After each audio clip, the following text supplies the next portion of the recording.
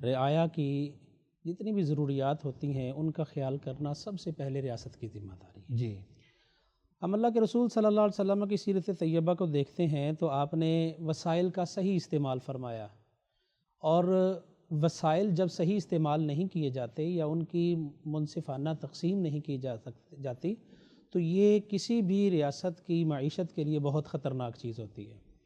تو آپ کے ریزروز ہوتے ہیں کہ جو لوگوں کے لیے فائدہ مند ہوں۔ جی، رسول اللہ صلی اللہ علیہ وسلم نے بعض لوگوں کو ایسی زمینیں الاٹ کر دیں جو کاشت نہیں کی جا رہی تھی، جہاں پر کوئی کاشتکاری نہیں ہوتی تھی، آپ صلی اللہ علیہ وسلم نے لوگوں کو دے دی۔ اب وہاں پہ کتنا فائدہ ہوا کہ ایک تو ان لوگوں کو روزگار مل گیا، دوسرا پھر وہ علاقے جو زمینیں بنجر پڑی ہوئی تھیں آباد ہو گئیں، وہ بات ہو۔ اور اس کے ساتھ پھر کتنے لوگوں کو فائدہ پہنچتا ہے، اور ساتھ ساتھ جو اسلامی بیت المال تھا اس میں بھی خراج آنے لگا۔ بالکل، اور نبی صلی اللہ علیہ وسلم نے اس طرح سے صحابہ کرام کی تربیت کی۔ آپ نے فرمایا کہ اگر کسی بندے کے پاس زمین پڑی ہے لیکن وہ کاشت نہیں کر سکتا، اس کی ضرورت سے زائد ہے، تو اسے چاہیے کہ اپنے کسی مسلمان بھائی کو وہ زمین دے دے۔ جی، یعنی وہ کوئی جو وسیلہ ہے روزی کا وہ ضائع نہیں ہونا چاہیے، وہ اپنے کسی مسلمان بھائی کو دے دے۔ بلکہ آپ نے تو یہاں تک تلقین فرمائی کہ بغیر کسی کرائے اور اجرت کے وہ اس کو دے دے۔ بالکل، اور خود نبی صلی اللہ علیہ وسلم نے بعض ایسے علاقے جہاں پر کچھ چیزیں زمین سے نکل سکتی تھی را مٹیریل کی صورت میں، کچھ کانیں تھی جو آپ صلی اللہ علیہ وسلم نے لوگوں کو وہ زمینیں دے دی تھی تاکہ وہ اس میں محنت کریں، کام کریں، اور وہاں سے ریونیو بھی آئے اور ساتھ ساتھ لوگوں کا روزگار بھی چلے۔ اب یہی آگے ہم دیکھتے ہیں کہ سیدنا عمر رضی اللہ تعالیٰ عنہ کے دور خلافت میں اسلامی بیت المال کو بڑا مضبوط کیا گیا تھا، بالکل، اور پھر اس میں ائمہ کرام کے علماء اور مبلغین جو مختلف علاقوں میں مختلف شہروں میں بھیجے جاتے، ان کے وظائف بھی وہاں سے جاتے تھے۔ اور پھر انہوں نے بوڑھوں کے لیے صرف مسلمان نہیں، غیر مسلم جو ذمیوں کے طور پر رہا کرتے تھے تو ان کے بھی وظائف مقرر کر دیے، نومولود بچوں کے وظائف مقرر کر دیے تھے۔ اور بعض علاقے جب بڑے فتح ہوئے تو انہوں نے اس وقت فرمایا تھا کہ پہلے اللہ کے رسول صلی اللہ علیہ وسلم کے دور میں ہماری ضروریات اتنی نہیں تھی، تو اس لیے آپ علیہ الصلوۃ والسلام لوگوں میں زمینیں تقسیم کر دیا کرتے تھے، جو جہاد میں شرکت کرتے ان لوگوں میں تقسیم ہو جاتی تھی۔ اب وہ کہتے کہ اس کا انتظام و انصرام حکومت کرے گی، ریاست کے ذمہ ہوگا، اور وہاں سے لوگوں کے لیے جو مفید کام ہو سکتے ہیں ان کاموں میں اسے خرچ کیا جائے گا، اور آنے والے لوگوں کے لیے ہم سہولت پیدا کرنا چاہتے ہیں۔ تو یعنی دانش مندی یہی ہے کہ وسائل کا صحیح استعمال کیا جائے۔ جی، رسول اللہ صلی اللہ علیہ وسلم نے صلی اللہ علیہ وسلم، اسی ہی چیز کی تعلیم فرمائی ہے کہ جو بھی آپ کے لیے معیشت کا وسیلہ ہو سکتی ہے چیز، اسے ضائع نہیں کرنا چاہیے، اس کی حفاظت کی جائے۔ اور ہماری جو اس وقت اکانومی اتنی کمزور ہو چکی ہے ہماری، یعنی اصل میں ہمارے لیے اسلام، جیسے آغاز میں یہ بات ہوئی تھی ڈاکٹر صاحب نے کہی تھی کہ مکمل ضابطۂ حیات ہے، زندگی کے ایک ایک شعبے میں ایک ایک جگہ پر اسلام کی رہنمائی اور تعلیم موجود ہے۔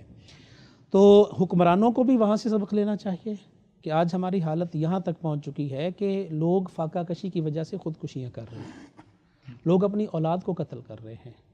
تو یہاں تک حالات ہو چکے ہیں۔ جبکہ وہ وقت آج سے 14 صدیاں پہلے جو اللہ کے رسول صلی اللہ علیہ وسلم نے ایک بنیاد رکھی تھی نا، ایک فلاحی ریاست کی، بالکل، جو ایک ویلفیئر سٹیٹ تھی، اس میں آپ دیکھیں کہ کس طرح سے لوگوں نے ایک دوسرے کے اوپر ایثار کیا تھا۔ تو یعنی وسائل کی تقسیم کے ساتھ ساتھ ایثار کا جذبہ جو ہے نا، یہ بہت کارگر ثابت ہوتا ہے کہ اگر ایک بندے کے پاس کوئی چیز، اور قرآن نے اسی چیز کو بیان کیا نا کہ جو عام ضرورت کی چیزیں ہیں وہ منع نہ کرو، وہ روکو نہیں۔ بالکل، یعنی جو آپ کے پاس ایسی چیز ہے کوئی اور استعمال کر لیتا ہے، اس کی ضرورت پوری ہو سکتی ہے، آپ کو نقصان بھی نہیں ہے، تو اسلام نے وہاں پہ تعلیم یہ دی ہے،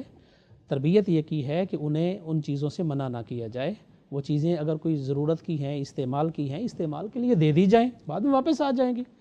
تو یہ اللہ تعالیٰ نے بہت اچھے انسانوں کی تعریف کی ہے یہاں پہ سورۃ الماعون میں اس چیز کا تذکرہ کیا ہے۔ تو رسول کریم صلی اللہ علیہ وسلم نے جس طرح سے کم وسائل میں اس معاشرے کو اور اس سے ریاست کو سنبھالا، اور جس طرح سے لوگوں کی ضروریات پوری کی، یہ ہمارے لیے روشنی کا ایک مینار ہے۔ اور پھر آپ کے بعد صحابہ کرام نے اسی نہج کے اوپر، اسی طرز حکومت کو، طرز ریاست کو اپنایا تھا، تو وہ خیر کا دور تھا۔ آپ دیکھتے ہیں کہ خلفائے راشدین کے دور کے اختتام میں، یا جناب عمر بن عبدالعزیز رحمہ اللہ کے دور میں، ایک عام بات ہے کہ وہاں پہ کوئی صدقہ لینے والا نہیں ملتا تھا، لوگ زکوٰۃ کا مال لے کے نکلتے لیکن لینے والا کوئی نہیں ہوتا تھا۔ وجہ یہ تھی کہ انہوں نے وسائل کا صحیح استعمال کیا۔ اب بھی آپ دنیا میں دیکھیں کہ جہاں وسائل کو استعمال کیا جاتا ہے وہاں پہ ترقی ہے، اور جو اپنے وسائل کو بالکل فارغ سمجھتے ہیں اور ان کو ضائع کر دیتے ہیں، آپ دیکھیں جیسے ہمارے پانی ہے، پانی بنیاد ہے معیشت کے لیے بھی، انسان کی حیات کے لیے، بلکہ کسی بھی جاندار کی حیات کے لیے، زندگی کے لیے پانی ایک بنیاد ہے۔ اور ہم سارا سال پانی کو ترستے ہیں، اور پھر جب سیلاب آتا ہے، بارشیں زیادہ ہوتی ہیں، تو وہی پانی ہمارے اوپر ایک آفت بن کے آ جاتا ہے۔ تو وجہ کیا ہے کہ ہم نے ان وسائل کو استعمال کرنا سیکھا نہیں ہے، ہم نے ان کو صحیح طرح سے استعمال کیا ہی نہیں، پانی کو ہم کنٹرول نہیں کر سکے۔ ہماری جو بڑے زرعی رقبے تھے وہ برباد اور بنجر ہو رہے ہیں، کتنے علاقے ایسے ہیں کہ جہاں پر پانی کی وجہ سے فصلیں کاشت نہیں ہو رہی۔ تو یہ وسائل کو نہ سمجھنا اور وسائل سے کما حق ہو استفادہ نہ کرنا، یہ اصل میں حماقت اور جہالت ہے۔